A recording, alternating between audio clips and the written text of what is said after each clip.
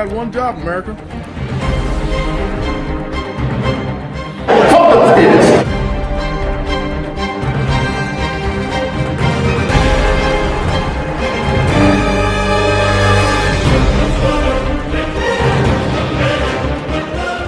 Season 2 comes and it's moving at a lot more brisk pace. Jack is reeling from the death of his wife and he's a hobo, complete with the beard and everything. Tony works at CTU.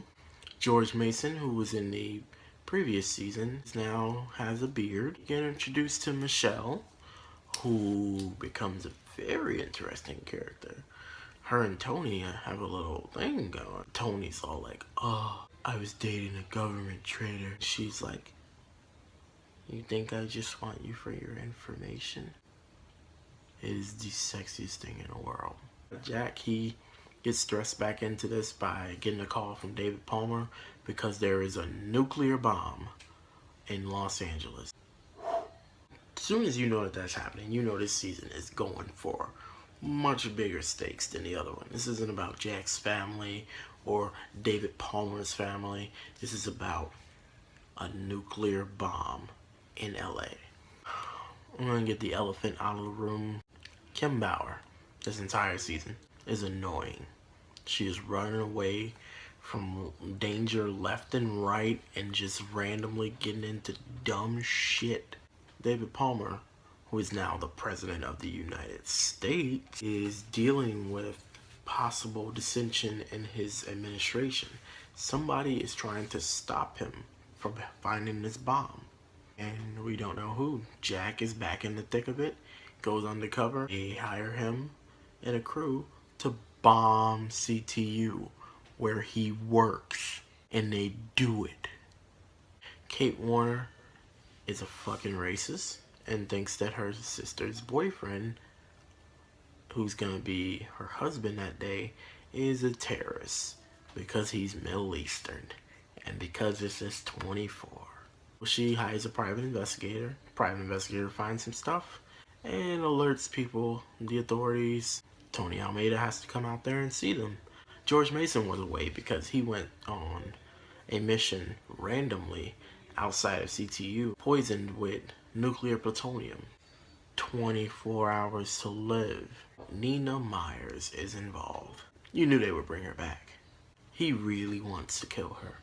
There are some scenes where you see he is like struggling to not kill her, or somebody's gonna really have to do something to stop him. They end up in a plane crash, and it is so funny when Jack emerges from the plane crash and he finds Nina. Nina is face down in the dirt in her seat. I don't know how she's alive. He does CPR on her simply because I think he wants to kill her.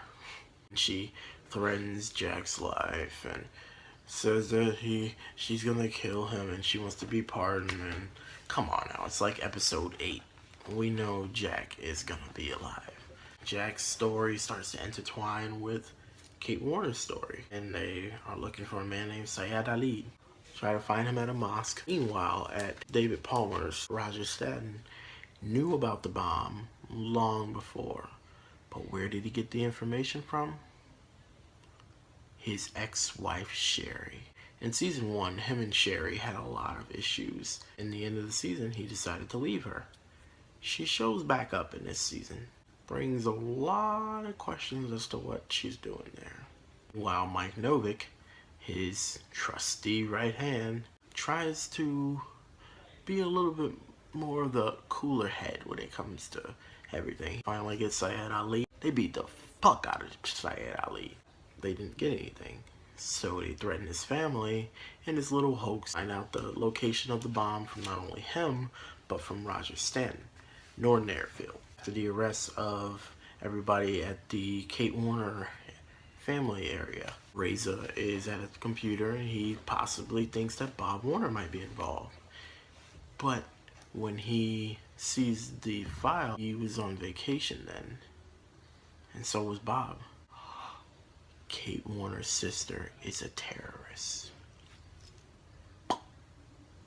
She's still a little punk ass bitch. It doesn't handle pain very well when Jack interrogates her. It find the bomb, and somebody has to fly it out. Jack volunteers. But somehow, some way, George Mason gets on the plane and decides that he'll be the one to crash it. Well, Jack's about to go home, hang out with his daughter, but wait, we still got some more episodes. U.S. is gonna go to war with the Middle East, but the Middle East had nothing to do with this. Who did? The Cyprus recording is supposedly real. Syed Ali says it's fake. Why would he lie? Syed Ali gets killed. Prompts Jack to just be a little bit more skeptical of it. But Tony is completely convinced of it. Tony is now the director of CTU. So him and Jack get into an argument. He gets a call from a guy, and he has to get Kate Warner out of CTU. He tries to get her out. Tony tries to stop him. In real life, Tony hurt his ankle playing basketball. On the TV show, he got hit by Jack, and they just put a camera angle on his ankle. Once Jack gets her out of there, he finds out it's the last person of the Coral Stake team. And this guy has the evidence, but the evidence is actually inside of him. So once he gets shot, he ends up getting it out of him. But the problem is, once he gives it to this Middle Eastern guy who was a liaison at CTU, that guy gets beat up and the evidence gets destroyed. Jack Bauer actually dies. Temporarily, obviously, but his heart stops.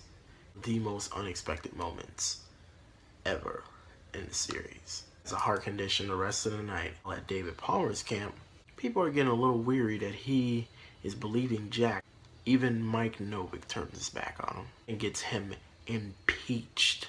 David Palmer is no longer president.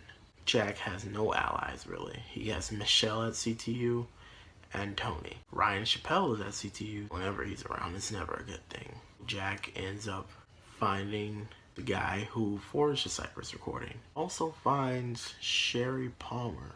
They go after Peter Kingsley, who just kind of showed up in the last few episodes. He almost kills Jack, but luckily CTU comes. David Palmer shaking hands with a bunch of people. He ends up getting a virus on his hand from a woman named Mandy, who was in the first season.